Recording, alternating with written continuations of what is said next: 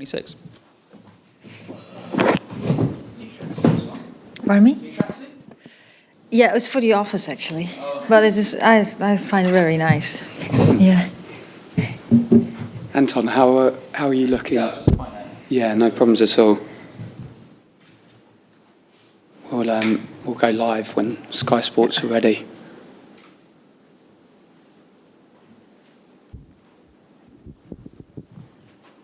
Okay, I think we're good. Good stuff. Excellent. After you. Sarina, lovely to see you. First squad of 2023. Look, obviously, it's not just the Arnold Clark Cup, it's a World Cup year. How important is this squad in the build-up to the big tournament this summer? I'm happy we can bring in some more players. I think mostly this tournament is very important for the preparation for the World Cup because we play 3 matches in 8 days. So we can see lots of players, lots of combinations. We can try out some things. And we need that information to get prepared for the World Cup. So I'm really happy. And yes, of course, we have to manage the load a little bit too. Talk about the players that are in the squad in a moment, but I want to ask you about some of the players that aren't in the squad. First off, let's start with the one we knew who wasn't going to be in, which is Beth Mead. Have you spoken to her? How is she? Is there a chance she could be fit for the World Cup? Yeah. Well, of course, she had, besides her knee, other kind of issues. Of course, her private situation was very hard. Of course, I'm in contact with her. I left the knee situation for what it was till now. I just wanted her to be okay and, get settled a little bit in her new situation with the sadness that she had around her.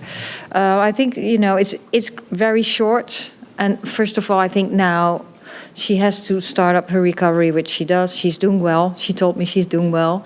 Of course, she really wants to make it. But first get settled, we get in contact, and then we see from there.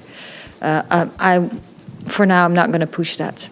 Are you planning without her then, effectively? Does this squad prove that? No, it's a little. That's a little early to say, but. I don't want to push it. She has had so many things going on in her life that I don't want to push it at this moment. And we'll see, how her recovery goes, how her rehab goes, and then, we'll sit down at a point, and that will be very shortly. And then we look at the future a little bit. But I don't want to look too much forward right now because she just comes from a very hard situation. January was a fascinating month in terms of transfers in the WSL.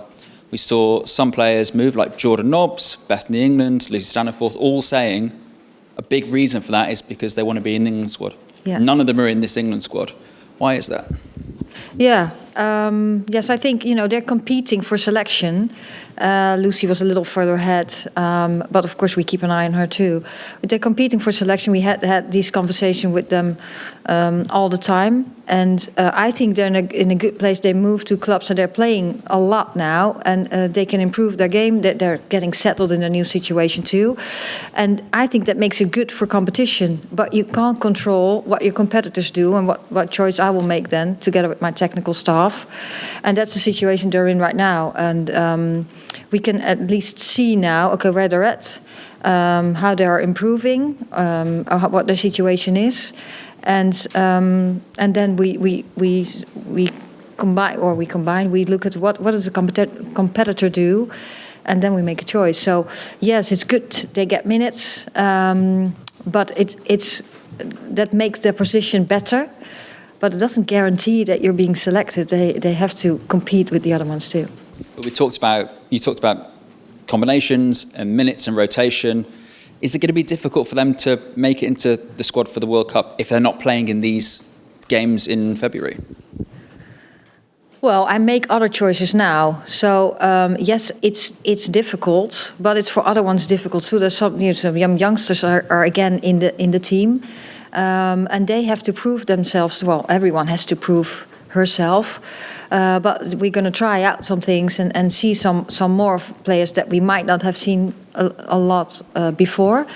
And after that, we'll make up again. And everyone has to show consistency in their performances. So it's not set in stone now. But it's, of course, a big step forward because we played 3 games. It's the first call up for a while for Laura Coombs. Why have you decided to go for her? Yeah, she's done really well with Man City. She has shown so much consistency with Man City, and every time she has a very good contribution to the team. She's in midfield, and she can also play a little higher, and she can play a little deeper, which I think we need a little bit more of that in the balance of our midfield. So that's why I chose to pick her. And finally, this is the first time I've spoken to you since FIFA confirmed the World Cup will be a 23-player squad. You've named 26 players here. I know you advocated for a 26-player squad within the talks before the World Cup draw. I know quite a few coaches did. Why do you think FIFA have decided to go with 23 players, especially coming off the back of a men's tournament which had 26? Yeah, well, I think they chose well, that's the message they chose with talk to stakeholders, and not everyone was convinced that 26 would be a solution. I'm disappointed about that, but we have to accept. We have to accept that decision also. I don't think with going with 26 that would prevent injuries. I think you just have more opportunities then to balance load a little bit ahead of the tournament when you're already going to Australia, and you have more options when players would get injured. The decision had been made now. That's the way it is, and we just take it from here, and then it's with 23. Is it disappointing, though, not just from a footballing perspective, but from an equality perspective as well? Well, it's disappointing because I think at this stage, after what we have experienced the last years, that I think it would be beneficial for the team. Thanks, Anton. We'll take questions from the floor. Yep, we'll go to Emma first. Hi, Sarina. Just sort of going back to the January transfer window, obviously there was a lot of talk about Alessia Russo and her transfer speculation. Have you spoken to her about that, and do you have any concerns that she might have perhaps been distracted by all of that kind of transfer speculation talk? Yeah, well, yes, I have spoken to a couple of players, and also spoke to Alessia. I don't think that you could see that she was distracted. I think it's another thing that improved. That's developing in the women's game. That's a big topic where she was now the subject of. But I went to the game last Sunday, and I don't think she was distracted. I think she was just doing her job and very motivated to play a good game. Yeah, and obviously you've chosen 4 goalkeepers for this squad as well, with Emily coming back in. What was your thinking behind that? The thinking behind is that we have Emily does well. She starts a lot at Everton. Is a talented goalkeeper, and we wanted 4 to see how they also relate to each other in some training sessions, and of course we have 3 games. And it also has to do, with the development of Emily. And Sandy is in it. She doesn't play that many minutes, and we also want to see how that goes. Yeah, do you think that's really important? You sort of touched on it before when you were talking about Lucy and Jordan. But players actually going to get regular game time, is that something that's really important for you when you're selecting an England squad? Yeah, that is important to get playing minutes, because then at least we can see them, and it's not totally black or white, because we want, first of all, quality and consistency, and you can show your qualities when you play a lot, and of course when in a certain amount of time a player gets less playing minutes, then of course you take that for granted, because you don't take for granted, but that could happen. But when it's for a long period of time, then it becomes hard. So then when you're competing for selection in our team, that makes it even harder, because how can you then show your qualities? So that's what we talk to about players, what situation they're in. Thanks, Sarina. Thanks, Emma. We'll go to Dom. Hi, Sarina. Hi. You've got your captain, Leah Williamson, back for this break. How much are you looking forward to being able to work with her again, and also have her leadership skills to count on for the tournament? Yeah, well, I'm looking forward to meet the whole team. And I'm very happy she's back. First of all, she's a very nice person to work with. And it's good to have your captain back, and the quality she brings in the team on pitch and off pitch. And it's not only for her, but what I said, I'm happy to start working again with the team after I haven't seen them for about 3 months after the November camp. So I'm really excited to get started again. Well, you saw some of them at the Sports Personality of the Year Awards. Yeah, well, yeah, that was fun too. But now we're in a football environment, and I really like to start playing football again. Yeah, fair enough. The other thing I'd like to ask you about is when we spoke to you in December at Wembley, you were remembering the Arnold Clark Cup last year, and you said that after the draw with Canada and Spain, you turned to the players and you said, what would we like to do now? Would we like to risk going and trying to win the trophy and get one under our belt before the European Championships or not? And you said that they were all in that camp. How are you going to kind of look at the tournament this time? I mean, you've now won 2 trophies, including the European Championships. So ahead of the World Cup, does it more become preparing for the tournament in the summer? Yeah, that was last year too. We were really preparing for the European Championships while we're playing the Arnold Clark Cup, and then of course we did really well. We won it, and we go, and when we start a game, we always want to win. But now this is also an opportunity to try out different things, to see more players on the pitch, and to figure out some more connections in the team, so more combinations of players playing together. That's the main thing for us. That doesn't mean that we don't want to win, because we want to win every game, and we want to prepare the team as much as possible to be ready at the 22nd of July. And I think this Arnold Clark Cup is again a big step forward with the 3 games ahead of us. That's probably one reason, I assume, then, why it must have felt extra special to actually win the tournament last year, because you did try new things out and still won the trophy. Yeah, absolutely. And against very good opponents. That's what showed in the European Championships too. And it also showed, like in our team, we needed a win against a top level country to show ourselves how good we were. That we got the conviction that we could win. So that came with that tournament too. So all good things. I hope we get all great things again next week when we're just experimenting a little bit. Okay, thanks very much. Thanks, You're Tom. welcome. Yep, we'll go to Tom.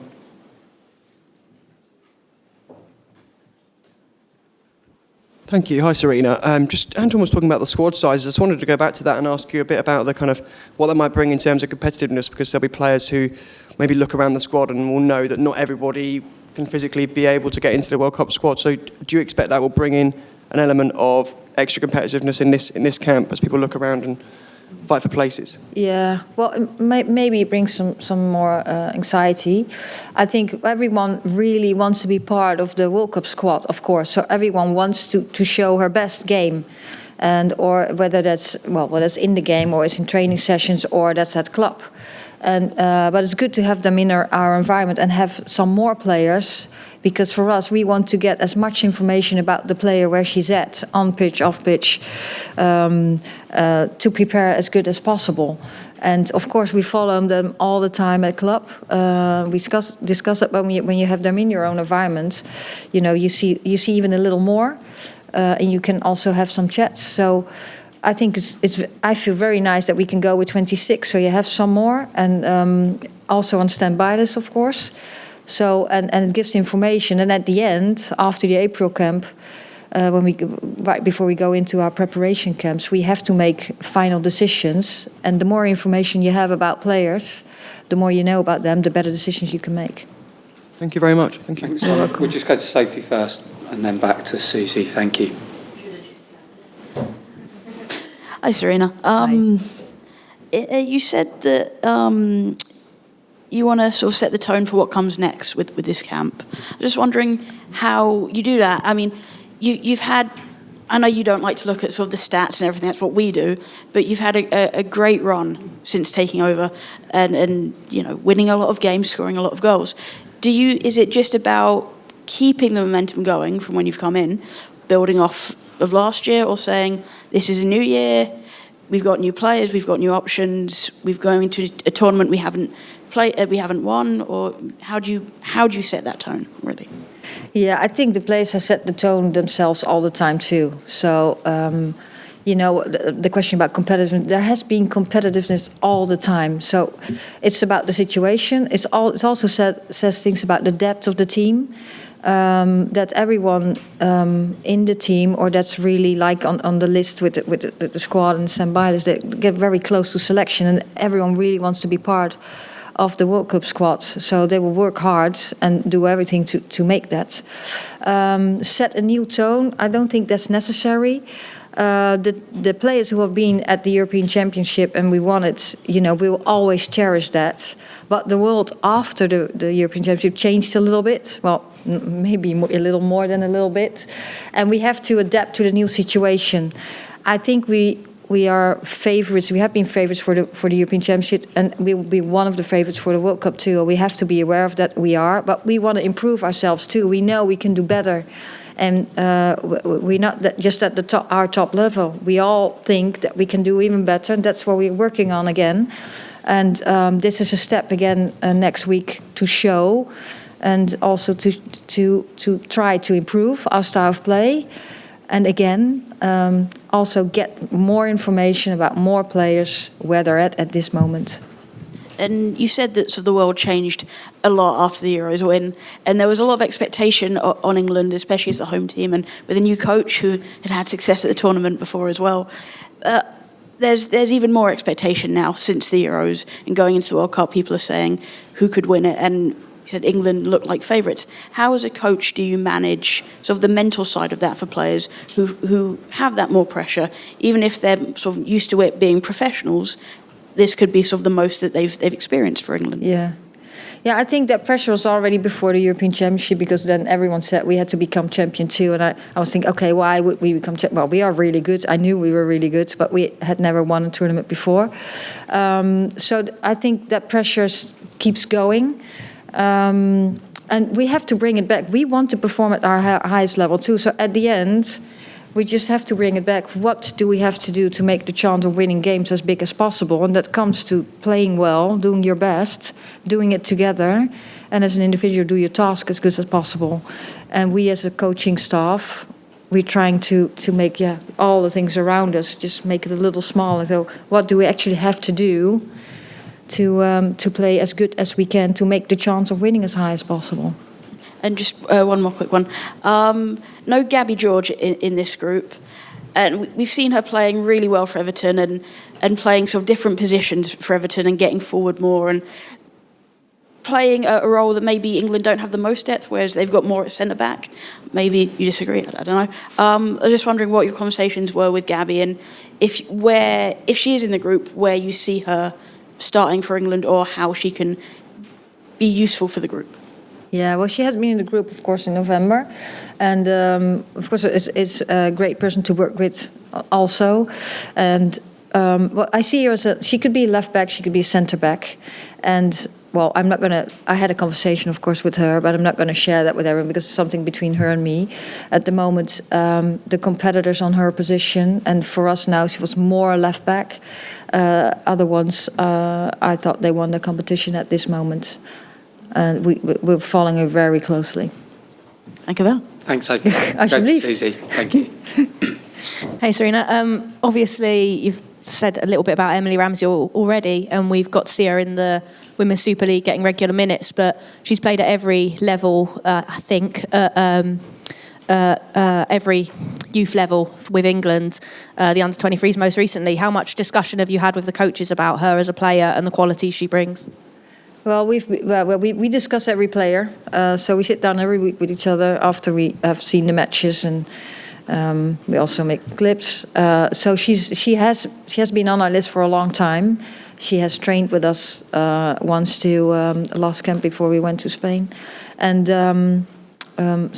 we discuss that all the time. It's just not the three goalkeepers that we bring in. It's more than that. So, and now we found it a very good moment to bring her in the team and use the opportunity to bring in 4 goalkeepers and see where she's at in competition with the other 3.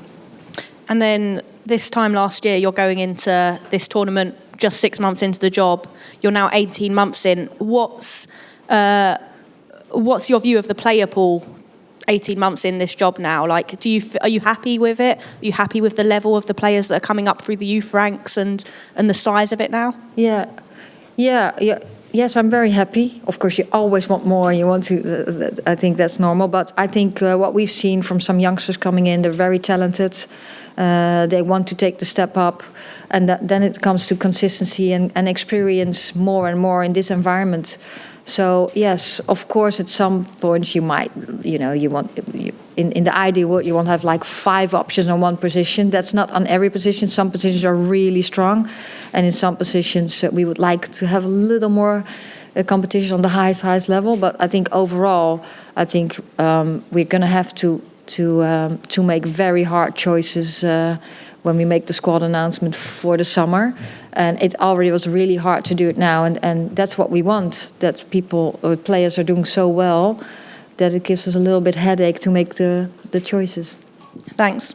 Thanks, Susie. We'll go to Phil at the back, please. Hi, Sarina. Hi. I guess I'm just wondering what you make of the standard of the opposition this time for the Arnold Clark Cup, the teams that you're going to be facing, which I guess are possibly slightly less high-profile teams than you played in the tournament a year ago. Yeah, it's around in between the number 10 and 20 on the FIFA ranking. That's what we know too. That's a little bit similar what we have in the World Cup. I'm very happy with South Korea because it is an Asian country. We have China in the group too. They play a little different style, but it's the culture's a little similar. So I'm very happy with an Asian country. They play little different. So that's good for us to adapt to the shape they will play. We expect them to play. Well, the same with Italy and Belgium. Italy, they've grown very much over the last couple of years. They're tough opponents. They change a little bit their style of play too. So we're really interested what they will do the first game to prepare the second game for us too. Some very good players. Also, their competition in Italy is growing, towards a very professional competition. So I think, they keep improving.